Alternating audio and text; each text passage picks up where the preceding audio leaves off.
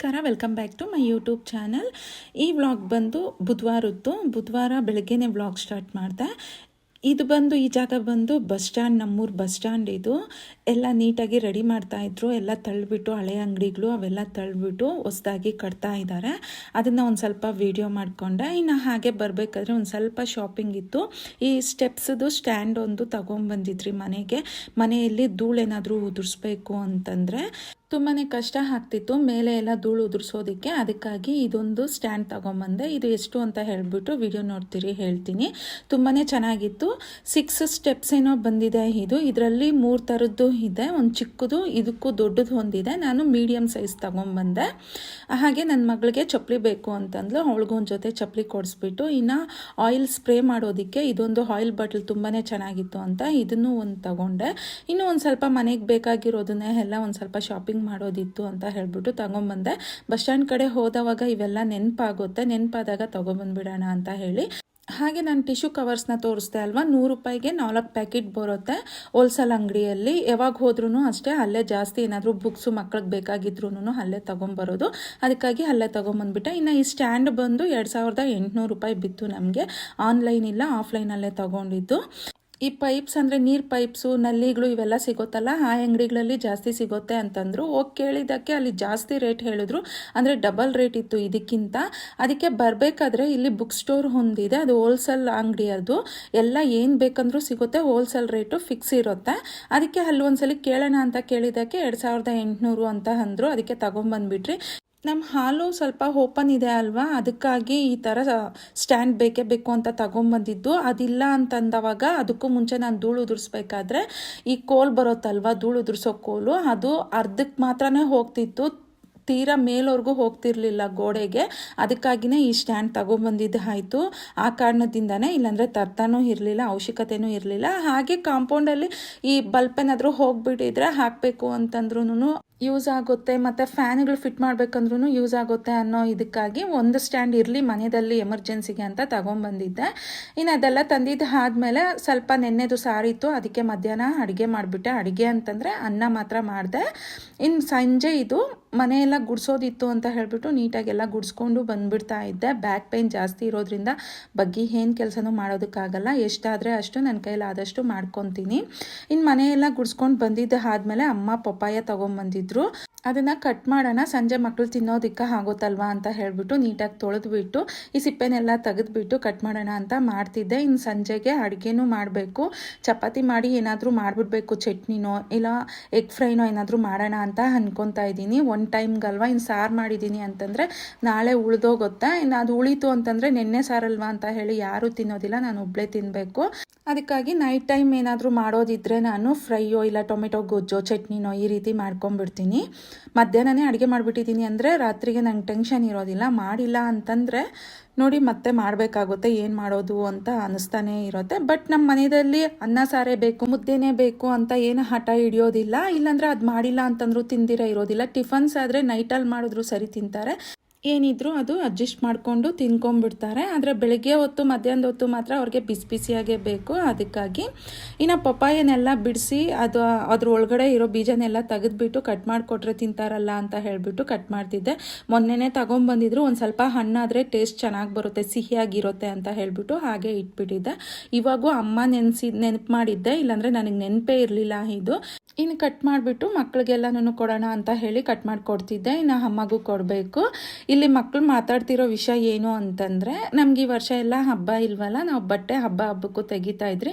ಅಂದರೆ ಎಲ್ಲ ಹಬ್ಬಕ್ಕೂ ಚಿಕ್ಕ ಚಿಕ್ಕ ಹಬ್ಬಗಳಿಗೆ ಹಾಕ್ತೀರಾ, ದೊಡ್ಡ ದೊಡ್ಡ ಹಬ್ಬಗಳಿಗೆ ಅಂದರೆ ದೀಪಾವಳಿ, ಯುಗಾದಿ, ವರಮಹಾಲಕ್ಷ್ಮಿ ಹಬ್ಬ ಈ ರೀತಿ ಬಟ್ಟೆಗಳು ತೆಗಿತಾ ಇದ್ರಿ. ಅವ್ರಿಗೆ ಈ ಸಲ ಬಟ್ಟೆ ತೆಗಿಲಿಲ್ಲ.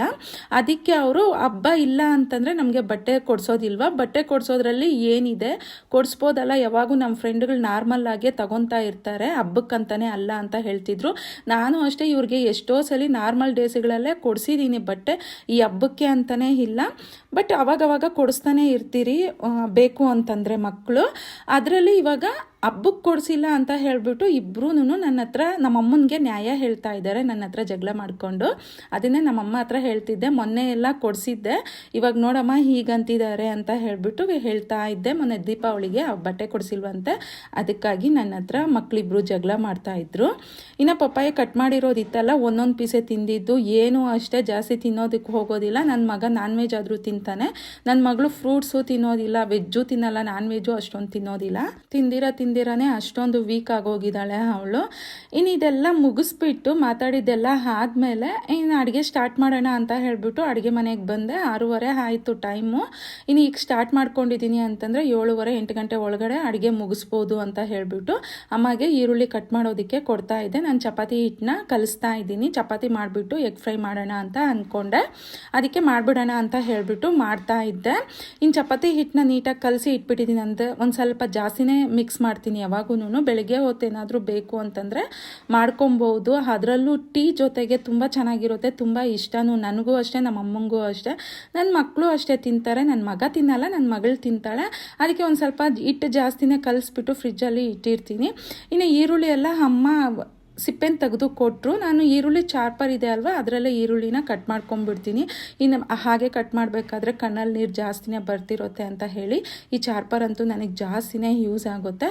ಹಾಗೆ ಟೊಮೆಟೊನೂ 1-2 ಕಟ್ ಮಾಡ್ಕೊತಿದ್ದೆ. ಚಪಾತಿಗೆ ನಾನು ಫ್ರೈ ಥರ ಮಾಡ್ತೀನಿ, ತುಂಬ ಚೆನ್ನಾಗಿರುತ್ತೆ ಅದು.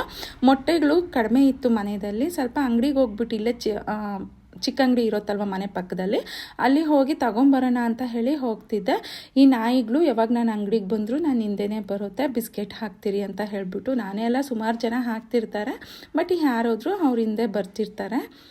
ಇನ್ನು ಮೊಟ್ಟೆ ಇಲ್ಲ ಅಂತಂದರು. ಸರಿ, ನನ್ನ ಮಗಳಿಗೆ ಫೋನ್ ಮಾಡಿ ಹೇಳಿದೆ, ಅವಳು ಹೊರಗಡೆ ಹೋಗಿದ್ದಾಳೆ, ಬರಬೇಕಾದ್ರೆ ತೊಗೊಂಬರಕ್ಕೆ ಹೇಳ್ಬಿಟ್ಟು. ಇನ್ನು ನಾಯಿಗಳಿಗಲ್ಲೇ ಅಂಗಡಿ ಹತ್ರ ಬಿಸ್ಕೆಟ್ ಹಾಕ್ಬಿಟ್ಟು ನಾನು ಮನೆಗೆ ಬಂದುಬಿಟ್ಟೆ. ನಮ್ಮ ರೋಡ್ ನೋಡಿ ನೈಟ್ ಟೈಮಲ್ಲಿ ಹೀಗಿರುತ್ತೆ. ಫೋನಲ್ಲಿ ಚಾರ್ಜಿಂಗ್ ಆಗೋಗ್ತಿದೆ, ಇಲ್ಲಾಂದರೆ ಇನ್ನೂ ನೀಟಾಗಿ ತೋರಿಸ್ತಾ ಇದ್ದೆ. ಇನ್ನು ಆವಾಗ ವಿಡಿಯೋ ಅಲ್ಲಿಗೆ ಕಟ್ ಮಾಡಿಬಿಟ್ಟು ಒಂದು 10-15 ನಿಮಿಷ ಚಾರ್ಜಿಂಗ್ ಹಾಕಿದ್ದ ಆದಮೇಲೆ ವಿಡಿಯೋ ಸ್ಟಾರ್ಟ್ ಮಾಡಿದೆ. ಇನ್ನು ನನ್ನ ಮಗ ಅವ್ರ ಫ್ರೆಂಡ್ ಅವ್ರ ಊರಲ್ಲಿ ಹಬ್ಬ ಇದೆಯಂತೆ, ಅದಕ್ಕೆ ಇವಾಗ ಹೋಗ್ಬಿಟ್ಟು ಒಂದು 10-12 ಗಂಟೆ ಹಂಗೆ ಬರ್ತೀರಿ ಅಂತ ಹೇಳಿಬಿಟ್ಟು ಅಂದರು. ಇಲ್ಲೇ ಪಕ್ಕದಲ್ಲೇ 4-5 ಕಿಲೋಮೀಟ್ರ್ ಆಗುತ್ತೆ ಅಷ್ಟೇ. ಇನ್ನು ಸರಿ ಹೋಗ್ಬಿಟ್ಬಾ ಅಂತಂದೆ. ಅವ್ರ ಫ್ರೆಂಡ್ಸ್ ಎಲ್ಲ ಹೋಗ್ತಿದ್ದಾರಂತೆ, ಅದಕ್ಕೆ ಕಾರ್ ತಗೊಂಡು ಹೋಗ್ತಿದ್ದೆ. ಇನ್ನು ಕಾರ್ಗೆ ಸ್ವಲ್ಪ ನೀರು ಹಾಕ್ತಾರಲ್ವ ಪೈಪಲ್ಲಿ, ಆ ನೀರು ಹಾಕಿದ್ದಾದಮೇಲೆ ಉಳ್ದಿದ್ದ ನೀರನ್ನ ಗಿಡಗಳಿಗೆ ಹಾಕ್ತಾ ಇದ್ದೆ. ನಮ್ಮ ಬ್ರೂನೋ ನೋಡಿ ಗೇಟ್ ತೆಗ್ದಿದ ತಕ್ಷಣವೇ ಬಂದುಬಿಡ್ತಾನೆ. ಟೋನಿನೂ ಅಷ್ಟೇ ಬಂದುಬಿಡ್ತಾನೆ, ಬಟ್ ಅವನನ್ನು ಎಳ್ದಾಡೋದು ತುಂಬ ಕಷ್ಟ ಆಗುತ್ತೆ, ಎಳ್ಕೊಂಡು ಹೋಗ್ಬಿಡ್ತಾನೆ. ನಮ್ಮ ಟೋನಿ ಅಷ್ಟೇ ಈ ನಡುವೆ ಅಭ್ಯಾಸ ಮಾಡ್ಕೊಂಡ್ಬಿಟ್ಟಿದ್ದಾನೆ. ಗೇಟ್ ತೆಗ್ದಿದ ತಕ್ಷಣ ಹೊರಗಡೆ ಬಂದುಬಿಟ್ಟ. ಇನ್ನು ಅವನು ಸರಿ ಬಿಡೋಣ ಅಂತ ಹೇಳ್ಬಿಟ್ಬಿಟ್ಟೆ. ಇವನಾದರೆ ಎತ್ಕೊಂಡು ಹೋಗ್ಬೋದು ಮನೆ ಒಳಗಡೆಗೆ. ನಮ್ಮ ಟೋನಿ ಅಂತೂ ಆಗೋದೇ ಇಲ್ಲ, ಎಳೆದು ಆಗೋದಿಲ್ಲ. ಇನ್ನು ನೋಡಿ ಹೊರಗಡೆ ಬಂದ ತಕ್ಷಣ ಅವನು ವಾಶ್ರೂಮ್ಗೂ ಹೋದ.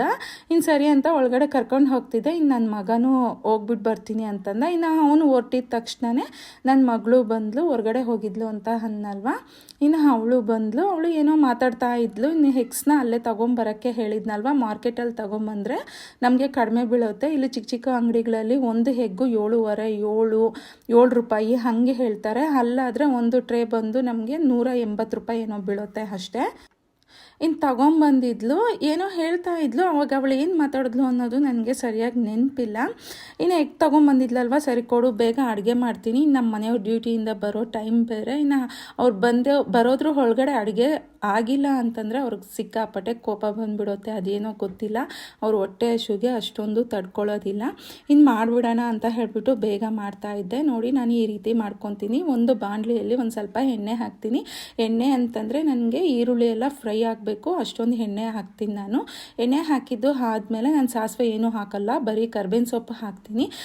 ಈರುಳ್ಳಿನ ಹಾಕಿಬಿಟ್ಟು ಒಂದು ಸ್ವಲ್ಪ ಅರಿಶಿನದ ಪುಡಿ ಹಾಕಿ ಅದಕ್ಕೆ ಒಂದು ಸ್ವಲ್ಪ ಚೆನ್ನಾಗಿ ಫ್ರೈ ಮಾಡ್ತೀನಿ. ಉಪ್ಪು ಸಮೇತ ಹಾಕ್ಬಿಡ್ತೀನಿ ಈರುಳ್ಳಿ ಜೊತೆಗೆ. ಆಮೇಲೆ ಟೊಮೆಟೊ ಒಂದು ಕಟ್ ಮಾಡ್ಕೊಂಡಿದ್ದೆ ಅಷ್ಟೇ, ಅಷ್ಟೊಂದು ಈರುಳ್ಳಿಗೆ ನಾನು ಆ ಒಂದು ಟೊಮೆಟೊನೂ ಹಾಕಿಬಿಟ್ಟು ಅದಕ್ಕೆ ಸ್ವಲ್ಪ ಗರಂ ಮಸಾಲ ಪೌಡ್ರು, ಖಾರದ ಪುಡಿ ಹಾಕ್ಕೊಂಡು ಒಂದು ಸ್ವಲ್ಪ ಬೇಕಂದರೆ ಧನಿಯಾ ಪೌಡ್ರನ್ನೂ ಹಾಕ್ಕೊಂಡು ಶುಂಠಿ ಬೆಳ್ಳುಳ್ಳಿ ಪೇಸ್ಟ್ನೂ ಹಾಕಿಬಿಟ್ಟು ಫ್ರೈ ಮಾಡ್ಕೊಂಬಿಟ್ಟು ಎಗ್ಸ್ ನಾವು ಎಷ್ಟು ಹಾಕ್ತಿರೋ ನೋಡಿಕೊಂಡು ಎಗ್ಸ್ನ ಕಟ್ ಮಾಡಿ ಅದಕ್ಕೆ ಹಾಕಿಬಿಟ್ಟು ನೀಟಾಗಿ ಫ್ರೈ ಮಾಡ್ಕೊಂಡಿದ್ದೀರಿ ಅಂದರೆ ಎಗ್ ಫ್ರೈ ಥರ ರೆಡಿ ಆಗೋಗುತ್ತೆ. ಚಪಾತಿಗೆ ಅಂತೂ ತುಂಬಾ ಚೆನ್ನಾಗಿರುತ್ತೆ ಇದು. ಇನ್ನು ಹಾಗೆ ಮಾತಾಡಿಕೊಂಡು ನಮ್ಮಮ್ಮ ಜೊತೆ ಚಪಾತಿನೂ ಮಾಡಿಬಿಡ್ತಾ ಇದ್ದೀನಿ. ನನಗೆ ಒಬ್ಬಳೇ ಮಾಡಿಕೊಂಡು ಅಭ್ಯಾಸ, ಪಾಪ ಅಮ್ಮ ಬಂದು ಹೆಂಚ ಮೇಲೆ ಚಪಾತಿ ಸುಡ್ತೀನಿ ಅಂತಂದರು. ನಾನು ಬೇಡ, ನಾನು ಈ ರೀತಿ ಮಾಡಿಕೊಂಡು ಅಭ್ಯಾಸ ಅಂತ ಹೇಳಿಬಿಟ್ಟು ಫೋಲ್ಡಿಂಗ್ ಮಾಡಬೇಕಾದ್ರೆ ನಾನು ಒಂದೊಂದು ಮಾಡಿದ್ರೆ ಲೇಟ್ ಆಗುತ್ತೆ ಅಂತ ಹೇಳಿಬಿಟ್ಟು ಎರಡೆರಡು ಫೋಲ್ಡ್ ಮಾಡ್ಕೊಂಡ್ಬಿಡ್ತೀನಿ ಚಪಾತಿ ಹಿಟ್ಟನ್ನ. ಆ ರೀತಿ ಮಾಡಿಕೊಂಡು ಒಂದೊಂದು ಚಪಾತಿ ಈ ರೀತಿ ನೀಟಾಗಿ ತಿಡ್ಕೊಂಬಿಟ್ಟು ಸುಟ್ಕೊಂಡ್ಬಿಡ್ತೀನಿ. ಎಲ್ಲ ಒಂದು ಪ್ಲೇಟಲ್ಲಿ ಹಾಕಿ ಇಟ್ಟಿರ್ತೀನಿ. ಒಂದು 6-7 ಚಪಾತಿ ಅಷ್ಟು ತೀಡಿ ಸೈಡಲ್ಲಿ ಇಟ್ಟಿರ್ತೀನಿ. ಮತ್ತು ನಾನು ಸುಟ್ಕೊಂಡ್ಬಿಡ್ತೀನಿ. ನನಗೆ ಅಭ್ಯಾಸ ಆಗೋಗ್ಬಿಟ್ಟಿದೆ ಒಬ್ಬಳೇ ಮಾಡಿಕೊಂಡು ಈ ರೀತಿ ಚಪಾತಿಗಳು ಮಾಡಬೇಕಂತಂದರೆ. ಚಪಾತಿನೂ ಅಷ್ಟೇ ನಾವು ಸಾಫ್ಟಾಗಿ ನೀಟಾಗಿ ಕಲಿಸ್ಕೊಂಡಿದ್ದೀರಿ ಅಂತಂದರೆ ಚಪಾತಿ ನೀಟಾಗಿ ಬರುತ್ತೆ. ತಿನ್ನೋದಕ್ಕೂ ತುಂಬ ಸಾಫ್ಟಾಗಿ ತುಂಬ ಚೆನ್ನಾಗಿರುತ್ತೆ. 3 ತಿನ್ನೋ ಹತ್ರ 4 ಚಪಾತಿ ಸಮೇತ ತಿಂತಾರೆ, ಅಷ್ಟು ಚೆನ್ನಾಗಿ ಬರುತ್ತೆ. ಅದೆಲ್ಲ ನಾವು ಕಲಿಸ್ಕೊಳ್ಳೋದ್ರಲ್ಲಿ ಇರುತ್ತೆ ಚಪಾತಿ ಹಿಟ್ಟನ್ನ. ನಾನು ಒಂದಿನ ಕಲಸಿ ಇಟ್ಟಿದ್ದೀನಿ ಅಂತಂದರೆ ನಾಳೆವರೆಗೂ ನಾನು ಚಪಾತಿ ಹಿಟ್ಟನ್ನ ಯೂಸ್ ಮಾಡ್ಕೊತೀನಿ. ದಿನಕ್ಕೂ ಏನು ನಾನು ಕಲಿಸ್ಕೊಳ್ಳೋದಕ್ಕೆ ಹೋಗೋದಿಲ್ಲ. ಆವಾಗವಾಗ ಮಾಡಿಕೊಂಡು ಮಾಡ್ತಾ ಇರ್ತೀನಿ ಈ ರೀತಿ. ಅಂದರೆ 2 ದಿನಕ್ಕೆ ಒಂದ್ಸಲಿ ಕಲಸಿ ಫ್ರಿಜ್ಜಲ್ಲಿ ಇಟ್ಬಿಟ್ಟಿರ್ತೀನಿ. ಒಂದು ಬಾಕ್ಸಲ್ಲಿ ಹಾಕಿ ನಾವು ಮುಚ್ಚಿಬಿಟ್ಟು ಇಟ್ಟಿದ್ದೀರಿ ಅಂತಂದರೆ ನಮ್ಗೆ ಇವಾಗ ಹೆಂಗೆ ನಾವು ಕಲಸಿ ಇಟ್ಟಿದ್ದೀರೋ ಅದೇ ರೀತಿಯೇ ಇರುತ್ತೆ ಚಪಾತಿ ಹಿಟ್ಟು. ತುಂಬ ಚೆನ್ನಾಗಿರುತ್ತೆ. ಮತ್ತು ಅದನ್ನು ಹಾಗೆ ನೋಡಿ ನಾನು ಸುಡೋವಾಗೂ ನಿಮಗೆ ತೋರಿಸ್ತಾ ಇದ್ದೀನಿ. ಪೂರಿ ಬಂದಂಗೆ ಬರುತ್ತೆ ಚಪಾತಿ, ಅಷ್ಟು ಚೆನ್ನಾಗಿ ಬರುತ್ತೆ, ಅಷ್ಟೇ ಸಾಫ್ಟಾಗಿ ಸಮೇತ ಇರುತ್ತೆ ಚಪಾತಿ. ಇನ್ನು ಮಾಡಿ ಇಟ್ಟಿದ್ದು ಆದಮೇಲೆ ಎಲ್ರಿಗೂ ಹಾಕ್ಕೊಟ್ಬಿಡೋಣ ಅಂತ ಹೇಳಿಬಿಟ್ಟು ಅಂದ್ಕೊತಾ ಇದ್ದೆ. ಈಗಲೇ ತಿಂತಾರೋ ಆಮೇಲೆ ತಿಂತಾರೋ ಗೊತ್ತಿಲ್ಲ, ಬಟ್ ಹಾಕಿಡೋಣ. ರೆಡಿ ಮಾಡಿ ಇಟ್ಬಿಟ್ಟಿದ್ದೀರಿ ಅಂತಂದರೆ ಬಿಸಿ ಬಿಸಿಯಾಗಿ ತಿಂದ್ರೇ ಚೆನ್ನಾಗಿರುತ್ತಲ್ವ ಅಂತ ಹೇಳಿಬಿಟ್ಟು ಕೇಳ್ತಿದ್ದೆ ಅಲ್ಲಿ. ನಮ್ಮ ಇದರಲ್ಲಿ ಚಪಾತಿಗೆ ಅಂತಂದರೆ ಟೊಮೆಟೊ ಗೊಜ್ಜು, ಎಗ್ ಫ್ರೈ, ಈ ಕ್ಯಾರೆಟ್ ಪಲ್ಯ, ಬೀಟ್ರೋಟ್ ಪಲ್ಯ ಇವೆಲ್ಲ ತುಂಬಾ ಇಷ್ಟಪಡ್ತಾರೆ ಸಾರಿಗಿಂತನೂ. ಒಂದೊಂದ್ಸಲಿ ಕುರ್ಮಾ ಸಮೇತ ಮಾಡ್ತೀನಿ, ಆದರೆ ಆದಷ್ಟು ಕಡಿಮೆನೇ ನಾನು ಕುರ್ಮಾ ಮಾಡೋದು. ಈ ರೀತಿ ಪಲ್ಯಗಳು ಮಾಡಿದ್ದೀನಿ ಅಂತಂದರೆ ತುಂಬ ಇಷ್ಟಪಟ್ಟು ತಿಂತಾರೆ. ಅದಕ್ಕೆ ಇದನ್ನೇ ಮಾಡಿಬಿಡ್ತೀನಿ ಯಾವಾಗೂ. ಒಂದು ಚಪಾತಿ ತಿನ್ನೋದ್ರಲ್ಲಿ 2 ಚಪಾತಿ ತಿನ್ಕೊತಾರೆ ಅಂತ ಹೇಳಿಬಿಟ್ಟು. ಈಗ ನೋಡಿ ಎಲ್ರಿಗೂ ಹಾಕ್ಕೊಟ್ಬಿಟ್ಟು ನಾನು ತಟ್ಟೆಗೆ 2 ಚಪಾತಿ ಹಾಕ್ಕೊಂಡೆ. ತುಂಬ ಸಾಫ್ಟಾಗಿ ಚೆನ್ನಾಗಿ ಬಂದಿತ್ತು. ಇನ್ನು ಇದಾಗಿತ್ತು ಇವತ್ತಿನ ವ್ಲಾಗ್. ನಿಮ್ಗೆಲ್ರಿಗೂ ಇಷ್ಟ ಆಗಿದೆ ಅಂತ ಅನ್ಕೊತಿದ್ದೀನಿ. ಇಷ್ಟ ಆಗಿದ್ರೆ ಪ್ಲೀಸ್ ಲೈಕ್, ಶೇರ್, ಸಬ್ಸ್ಕ್ರೈಬ್ ಮಾಡಿ. Thank you for watching. Bye friends.